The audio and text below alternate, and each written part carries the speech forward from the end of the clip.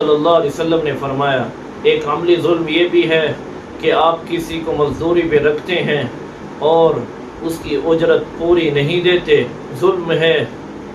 اعطوا العجیر اجرا قبل ان یجف عرقہ، پسینہ خشک ہونے سے پہلے اس کی اجرت دو۔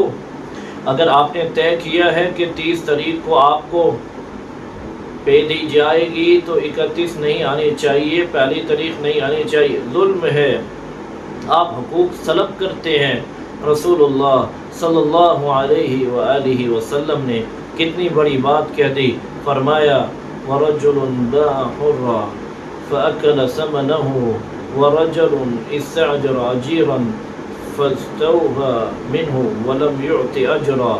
قیامت کا دن ہوگا، لوگوں جس بندے کو دین کی وجہ سے مال دیا گیا اور اس نے پھر بھی غداری کی، اور وہ شخص جس نے ایک آزاد انسان کو بیچ ڈالا، اور تیسرا وہ انسان جس نے کسی کو اجرت پہ رکھا اور اس سے کام تو پورا لے لیا لیکن اس کے حقوق پورے نہیں دیے، قیامت کا دن ہوگا۔ اللہ کے رسول صلی اللہ علیہ وسلم فرماتے ہیں اس کا کیس میں خود اللہ ذوالجلال کے سامنے پیش کروں گا اور گواہی دوں گا۔ رسول اللہ صلی اللہ علیہ وسلم نے یہ بھی فرمایا کہ اگر تم ناحق کسی کا مال کھا لیتے ہو، یہ بھی ایک عملی ظلم ہے۔ قرآن مجید میں اللہ رب العزت نے اس کا اشارہ کیا ہے، ان الذین یأکلون اموال الیتامی ظلما، جو یتیموں کا مال ظلم کرتے ہوئے کھاتے ہیں، وہ کیا کھاتے ہیں؟ وہ دنیا کے خوبصورت کھانے نہیں ہیں، انما یأکلون فی بطونہم نارا، یہ جہنم کے انگارے ڈالتے ہیں اپنے پیٹ میں، وسیصلون سعیرا، اور ان قریب توبہ نہ کی یہ خود بھی جہنم کا انگارہ ہی بن جائیں گے۔ دھوکہ کرنا بھی ظلم ہے، جو عملی ظلم ہے۔ من غش فلیس منا، جو دھوکہ اور فراڈ کرتا ہے اس کا تعلق ہمارے ساتھ نہیں ہے۔ اللہ ذوالجلال ہر قسم کے قولی اور عملی ظلم سے اور ہم سب کو محفوظ فرمائے، اور اللہ سبحانہ و تعالی ہماری حفاظت فرمائے۔ اور آج کس طرح معاشرے میں ظلم کیا جاتا ہے، زیادتیاں کی جاتی ہیں، پھر چاہیے تو یہ تھا اپنے رب کو منائے، معافی مانگے، لیکن انسان ڈٹ جاتا ہے۔ اللہ محفوظ فرمائے۔ ظلم زبان سے ہو یا ظلم ہاتھ سے ہو، ظلم ظلم ہی ہوتا ہے۔ یہ شخص جو ظلم کرنے والا ہے اس کو یہ یاد رہنا چاہیے قیامت کے دن جب لوگوں کو روشنیاں نصیب ہوں گی، اس کے لیے تاریکیاں ہوں گی۔ ان الظلم ظلمات یوم القیامہ، ظالم دنیا میں بھی اندھیرے میں رہتا ہے اور آخرت میں بھی تاریکیوں میں اور اندھیروں میں رہے گا۔ ظالم کو یہ یاد رہنا چاہیے کہ اس سے بڑا خسارہ کوئی نہیں ہے۔ دنیا میں اگر ظلم کی معافی مانگ لے اللہ سبحانہ و تعالی سے اور حقوق واپس کر دے جس کے ساتھ اس نے ظلم کیا تو ٹھیک۔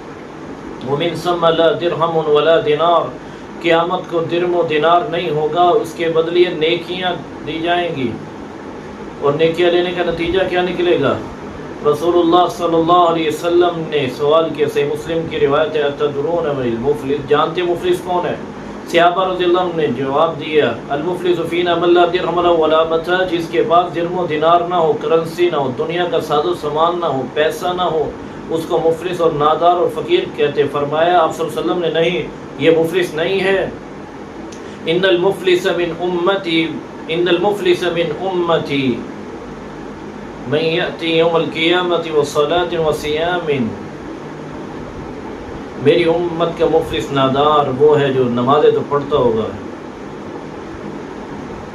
صدقہ بھی دیتا ہوگا، زکوٰۃ بھی دیتا ہوگا، روزہ بھی رکھتا ہوگا، لیکن اس نے 5 گناہ کیے ہوں گے۔ وَيَأْتِي قَدْ شَتَمَ هَذَا، کسی نے اس نے گالی دی ہوگی، اَوْ ضَرَبَ هَذَا، کسی پہ زور آزمائی کر کے طاقت دکھائی ہوگی، او قذف هذا کسی پہ بہتان لگایا ہوگا، او سفک دم هذا کسی کو قتل کیا ہوگا، اور واکل مال هذا کسی کا مال کھایا ہوگا۔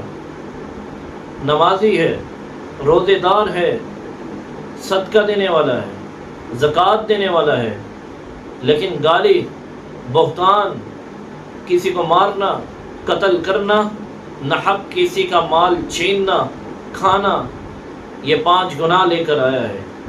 لائن لگی ہوگی، حقوق لینے والے آ جائیں،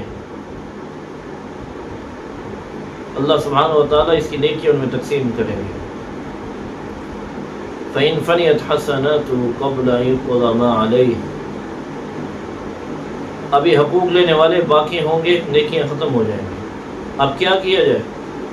أُخِذَ مِنْ خَطَايَاهُمْ، جن کو گالی دی، جن کو مارا، بہتان لگائے، قتل کیا، مال کھایا، ان کے گناہوں کو پکڑ کے نمازی، روزے دار اور اس کے سر پہ رکھے جائیں گے، اور پھر اس کو جہنم میں ڈال دیا جائے گا۔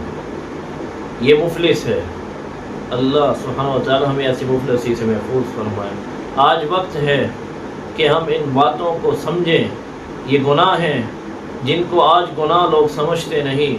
لوگ سمجھتے ہیں کہ تکبر، گھمنڈ اور غرور کرنے سے شاید آگے بھی بات بن جائے گی۔ اللہ ذوالجلال کو جتنا غرور اور گھمنڈ برا لگتا ہے، فرمایا العز عزاری والکبریاء ردائی،